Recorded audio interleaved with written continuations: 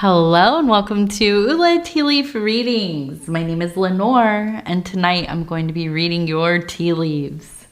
This is a horoscope for Aries. If Aries is your solar, lunar, ascendant / rising sign, then this is a message for you. All right, let's get started.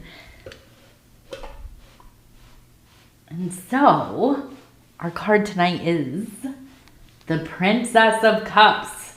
I know, I was gonna say Queen of Cups, but it's the Princess. I get them mixed up sometimes.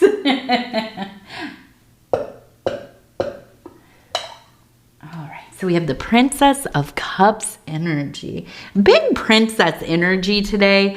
In my own private tarot reading that I do for myself every day before I start doing my readings for other people, I had two, I won't say which, I had two Princess cards. So definitely in the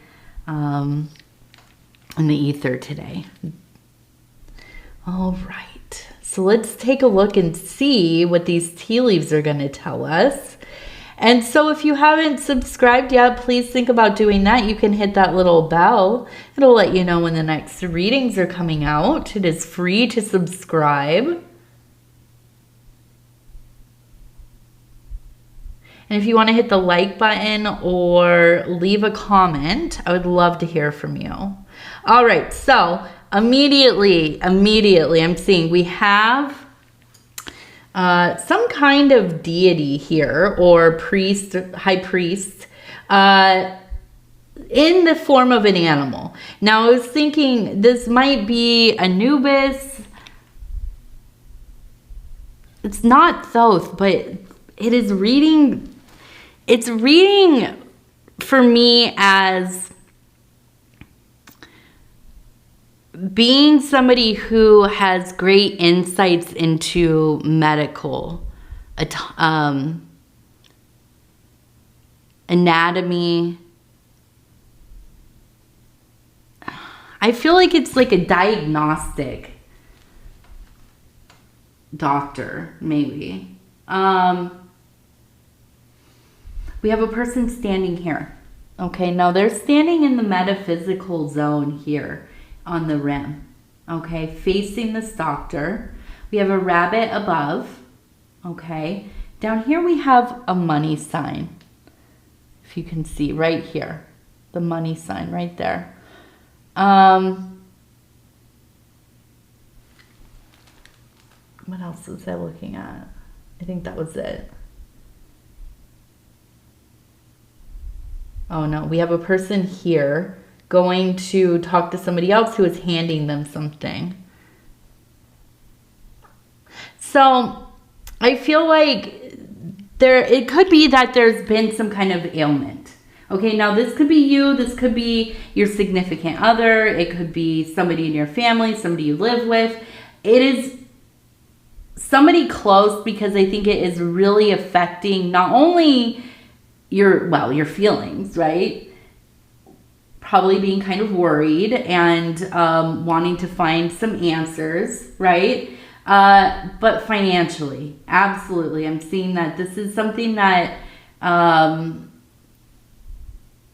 there's a lot of stress around the money part of this, okay? And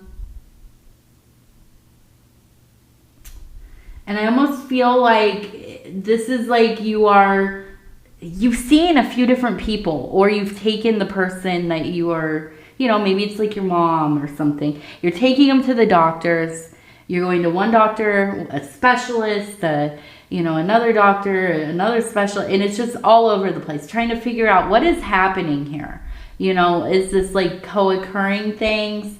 Is it one thing and the symptoms are all over the place, or whatever it is? Okay. Now the rabbit, I feel like there's a lot. There's an abundance of opinion. Okay. So the rabbit does indicate many, right? Because we know they procreate like wildly. So there's so many of them.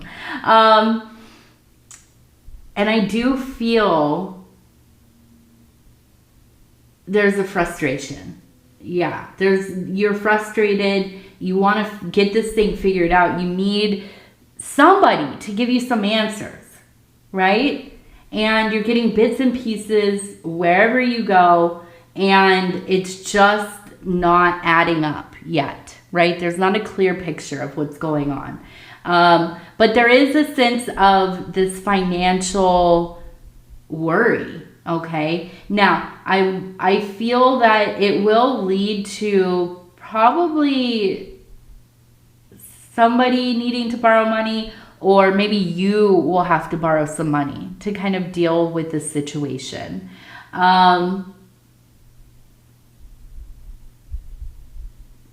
You know, and I think that this is something that, well, you're just not really somebody who asks people for money, right? You're not really somebody who has had to rely on the support of others to deal with like these very core aspects of your life. So I feel like this is kind of like a most necessary ordeal. And I know, I hate even saying that, because I wish nobody had to go through, you know, these kinds of situations that really do end up humbling us deeply, right? They change the landscape of our lives. Now, if we ourselves are going through, you know, some kind of serious ailment, or if you are taking care of somebody through their journey, being there with them at their appointments and helping them at home, or driving them around, or, you know, all of the things. I mean, there's so many things that go into helping our loved ones, right? And ultimately, it changes you fundamentally. I mean, most people it does anyways. And I feel like this is one of these things in your life where you're going to have to learn how to ask for help and not feel so shameful about that, not feel so guilty about it. Because you genuinely do need the support of others in your life. Now, maybe it's financial, but it could also be, right, just time. I don't have time to do all the things. I'm juggling too many balls at once, taking care of a bunch of people in my life, even if you are the one that's ill, right? And so calling upon those who are part of your family, your little community, you know, your best people, calling upon them to help assist you through this. And I'm looking at this and I'm feeling like nobody would say no to you. They wouldn't think twice about helping. But I think for you, it's not just like a pride thing, although, you know, Aries, sometimes you kind of deal with some pride issues, I would say a little bit. But it's not just that. No, this is like you've had to look out for yourself so much in your life that you don't rely on what other people can do for you. You don't just like think, oh, this might not go well, but hey, I got this backup. I know, you know, so-and-so will make sure it gets done. Or if I can't cover this bill, I can just call, you know, my ex or my mom or whoever, and they're going to cover the bill. No, you've had to kind of figure it out. I don't read this as you having an overly charmed life. Now, have you had a pretty good life? I think so. But you've worked really hard for it. So I could see how this would be really stressful. But it's something that maybe needs to happen, at least in the way that you are learning how to communicate what you actually need. And it's not even just that. I think you're good at communicating. It's getting over that feeling of like embarrassment, guilt, shame. You always have to be strong. And I think it gets so tiring for you. because you have to be the strong one. You have to be the level-headed one. You have to be the one that figures out, how are we going to make this work? We're going to do the thing. And no matter what's been thrown in your way, you just keep on going, right? And so, yeah, I do. I feel like this is a time where having some assistance and not having to take on the whole world yourself, right? It's an important lesson. It is. And a difficult one. As a Virgo, I sigh deeply because we're the same way. We don't want to rely on anybody else. Now we have two people kissing here and we have the anchor. Okay. So I do feel like there is a union either beginning or already in place. Maybe you're already married. Maybe this is already your person. But I do think that in this case, there seems to be like, well, we have these two people down here, and it looks like they're working together on something. We also have, it looks like a hill that has a little happy face with the eyes and the nose and the mouth.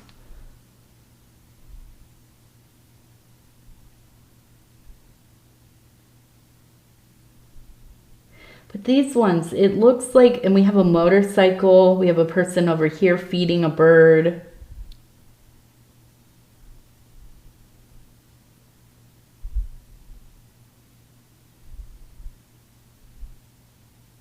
Yeah, okay. So I almost feel like you have this relationship, or you will be in a relationship at some point here in the future.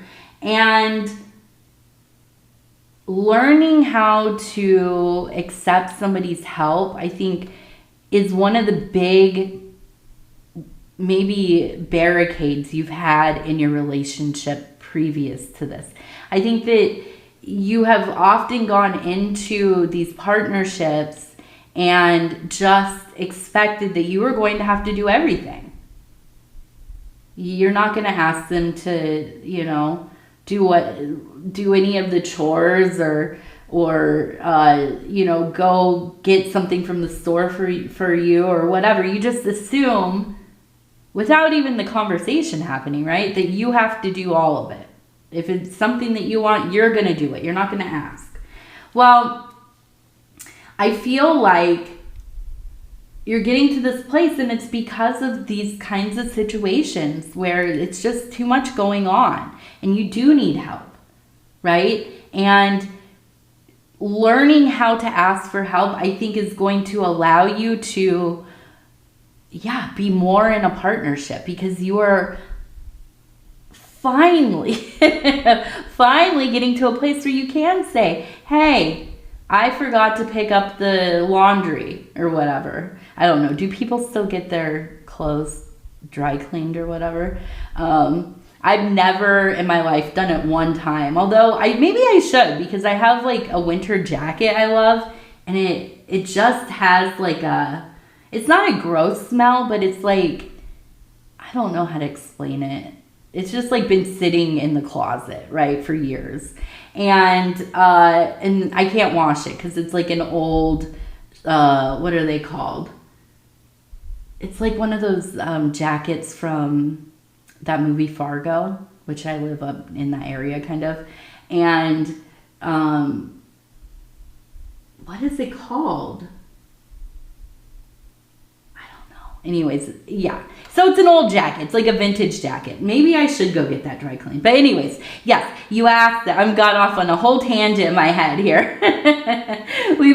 I've been working to clean, or to rotate the closets.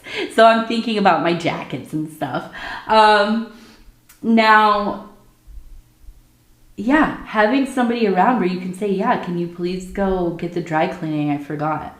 Or I meant to stop and get milk, but can you grab that for me? And for most of us, it's like, well, yeah, that's like a person you live with. Of course, you should be able to ask them to help you out and stuff. But I think for you, this is a big achievement, right? And I think it allows you to get closer to this person that you are having or will be having a relationship with. And I feel like ultimately, yeah, this becomes maybe the person that you marry. Or you decide that we're going to be together. We're going to be life partners, you know. And there's a happiness to that. There's a tranquility to it. Now, we also have the letter R. Okay, so the letter R. And the motorcycle. And the motorcycle. And the bird. I almost feel like it's almost kind of like a calling to go out, to go do something that excites you, that makes your heart race a little bit. Do something that, I don't know, just something that lets you forget. Just for a moment, right? And I think that it is. There's a need to kind of disrupt the routine of things. And I think it's going to help get you out of this like loop of thinking you've been in. Because I really think that's the thing that's really going on here, is that whatever's going on with yourself or your family member that is ailing and you're very involved with trying to figure this all out, that, and also just generally kind of rearranging your life in some ways, right? I think it's important for you to go and do something that it's thrilling, it's scary, exciting. I know we're now, is Halloween, it must be Halloween in the Southern Hemisphere at the same time, right? Do you have Halloween in October? Those of you who live below the equator, I don't know. This is another thing, I don't know. But, here in the Northern Hemisphere, yeah, we're going towards this kind of Halloween spooky time. And maybe there's like a haunted house or, something like that would be fun for you. But I feel like it's about kind of disrupting the norm of things and allowing yourself a little bit of space to let your mind kind of go other places. Now, I'm going to do 3 cards from our Oracle of the Radiant Sun, and I'm just going to ask it, how are things going to go in this next week of time? Now, whenever you watch these readings, because they don't have dates on them, they are timeless. And what that means is when you watch them, they are activated. So this will be a week after or during, the next week, right? After you've watched this. So it begins now. I'm going to flip. We're going to do 3. How are things going to go? Okay, so we have affair, which we already knew there was something going on, right? Affair, flirtation. Ooh, quarrel. Okay. So we do have a little bit of a quarrel. A fight, an argument. Okay, I'm going to do 3 more just for some clarity here. So practicality, enthusiasm, protection. Okay, so as I thought, yeah. I feel like this is definitely a love affair, lots of flirtation, yeah, some fighting. And I don't think it's about anything important, but I think it's a lot about, and I'm not blaming you. I'm not blaming you. But I do think on your end, you are resistant. I think on your end, there's this feeling of, I don't want to be left vulnerable. I don't want to be hurt or used or, thrown thrown to the curb or whatever it is.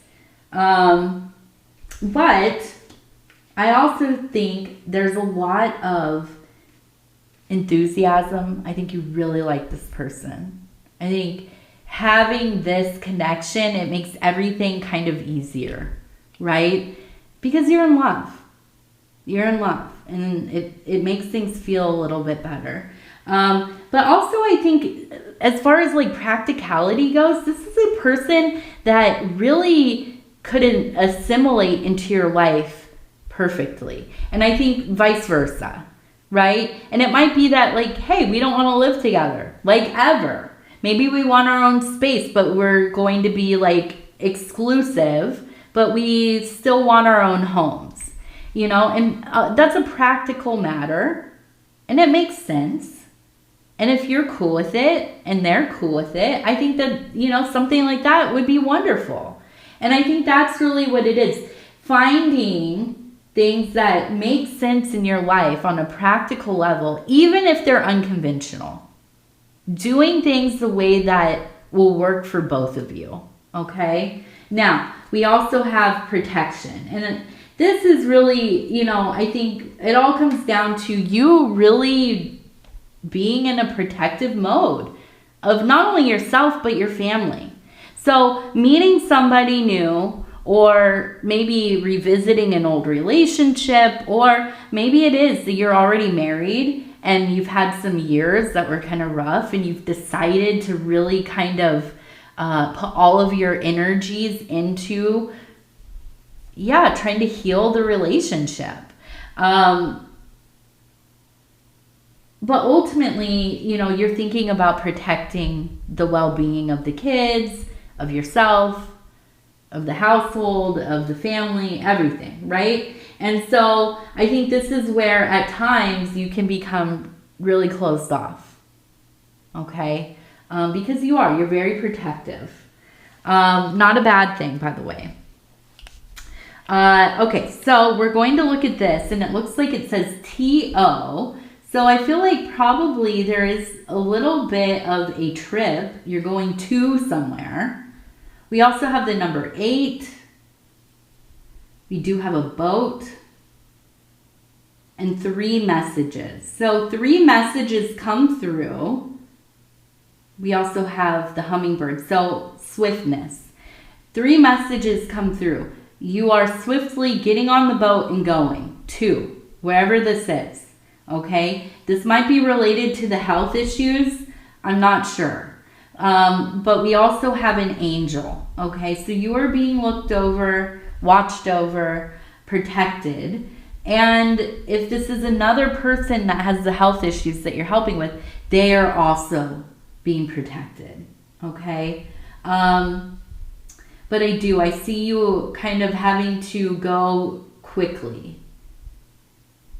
So wherever that is, there will be some reason that you will need to travel on little notice, okay? Now, what else do we have? We're going to do 3 numbers, 3 lucky numbers. I have this die. It's so big. It's 1 through 100. It's like, I think it's a little bit bigger than a golf ball. It's been a while since I held a golf ball. So we're just going to do 3 different numbers. Okay, so we have number 46.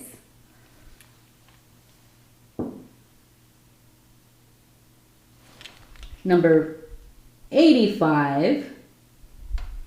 Okay.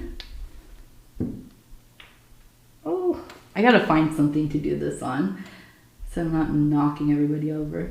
All right, and 39. So those are our lucky numbers. I like this thing. I'm trying to figure out like how I'm going to get these readings to flow a little bit easier. But I wanted to incorporate some lucky numbers because I know a lot of people are interested in not only lucky numbers, but angel numbers and, you know, synchronicities with numbers and things. So if you have any input about like how many numbers you want me to do during a reading, you know, I think 1 through 100 should be good. But I know some people have asked for like 1 through 30 or You know, so if you have any input, put it in the comments section. Let me know. All right, so we're going to do our last thing, our affirmation card. I like to use these to just kind of, you know, put a bow on the end of the reading. Something to kind of like a mantra, an affirmation, something to think about for, you know, the next moment, maybe more during the day. Okay, and it says, I let go of the things that no longer serve me.